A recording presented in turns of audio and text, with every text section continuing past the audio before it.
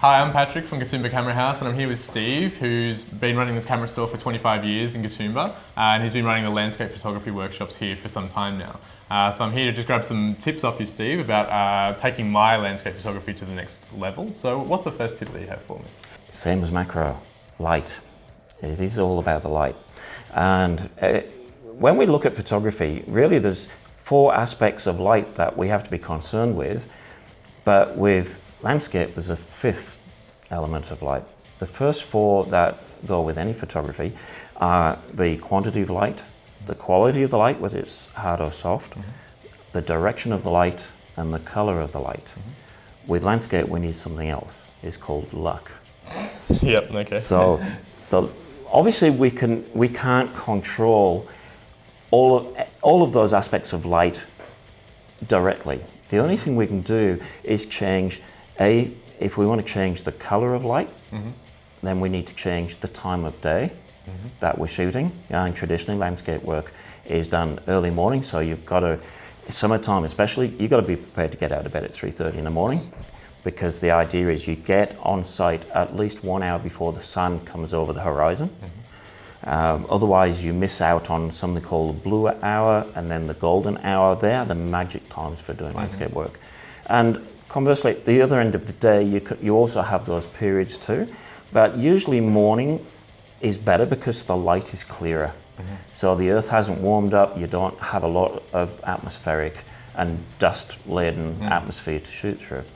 So when it comes to luck, we can increase our chances of luck by being in the right place. You just got to keep at it. You've just got to persevere. Steve, the next tip is composition. What can you speak to that? Yeah, big problem with landscape work is we see this amazing vista in front of us. And when we get a photo back, it looks very flat and two-dimensional, because we're trying to show a 3-dimensional world on a 2-dimensional screen or piece of paper. We have to give the illusion of that 3rd dimension. So when it comes to composition, number 1 tip is get something in the foreground. It doesn't have to be anything amazing. It can be just a shrub, a plant, overarching tree, but you want to give that illusion of depth. And what I love doing too in that respect is to get a person in there. They don't have to be recognizable. They've been looking out. It could be a tourist who just happened to be there at the right time for me. But that also gives it the human element as well as the depth. The other thing with composition is the horizon. Really, the no-go zone for majority of photos is don't put the horizon in the middle. You need to either use the top half or the bottom half, depending on what you're trying to show. If you've got an amazing sky, you drop that horizon down low and feature the sky. If the sky is boring, in Australia we love blue skies, but photographically, as you know, it is boring. So we bring that horizon till we nearly cut the sky out, and then we draw the attention to the landscape, which is where we want people to look. Yeah, okay. So being up here in Katoomba in the blessed Blue Mountains that we are, in a World National Heritage site, how do you differentiate your shots through composition? Because when we get thousands of photos every day in Katoomba, how do we set ourselves apart from tourists and amateur photographers? And this is one of the classic challenges I give my students, is you pick something iconic, whether it's the Three Sisters or whether it's the Opera House. The challenge is to do it differently. Do it like someone you've never seen it done before. And I give myself that challenge too. Steve, another tip for landscape photographers, what gear would you take? Well, the good thing about landscape is you can shoot with anything. You don't need specific equipment. Any camera you've got is going to do a landscape shot.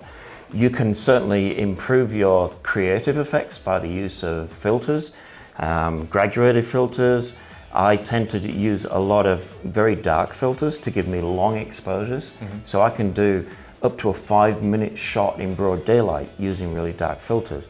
And that sets my landscape images apart because all the clouds are moving. So I get streaky clouds across the sky instead of fluffy white clouds. It's just another technique. But basically you can go out there with any camera, you hit the right time, the right light, you've got good landscape. Now, when it comes to lenses, what would you pack personally? Traditionally, you think wide angle lenses for big vistas. Wide angle to me is the least used lens in my bag. It's just the way we find people are either telephoto shooters or they're wide angle shooters. I'm a telephoto shooter. So I prefer using a standard lens over a super wide. And if I need to take a bigger view, I will take multiple images and use Lightroom or Photoshop to merge those in, like a semi-panorama. I find that way I get a more realistic wide view. Wide angle lenses tend to put subjects further away. If you're doing a landscape and you've got a mountain range in the background, it pushes it way back and it loses that drama. So it does depend on the view. Wide angle lenses are great for landscapes if you want to highlight the foreground. So if you've got a beautiful river or a creek, then I'd be switching to wide angle. I'd be getting down low to the water, and that water then would beautifully lead you into the shot. So wide angles definitely got their place. I tend to not use them as much as most people would. Yeah, okay, that's a good tip. Now the next tip leads into post-production, so what can you help us about that? Yes, post-production is such an important part of photography nowadays, and particularly with landscape work. Cameras have got a limited dynamic range. Now dynamic range, that's the difference between the darkest element in the photo and the brightest element. And outdoors, that dynamic range can be huge. We can see with our eyes everything that's put in front of us because our eyes adjust all the time. Even the world's best camera can't do that. It's got a limited dynamic range, so it has to do it in one shot. The information is there on the sensor, and we need that software, that post-production, to bring out the details in those pixels that you wouldn't see if you just did a straight print or put it straight up onto a screen. I call it massaging the pixels. My style is I don't use software really to make drastic changes to a landscape. I figure if I need to remove a blade of grass, I'll do it. If I need to remove a tree, I shot it wrong in the first place. Well, thanks for watching. Hopefully you've learned something about landscape photography today with Steve. So next time you're in the area, in the Blue Mountains, please come and see us. We have a full team of photographers here, all too eager to share their knowledge with you. You're always welcome at Katoomba Camera House.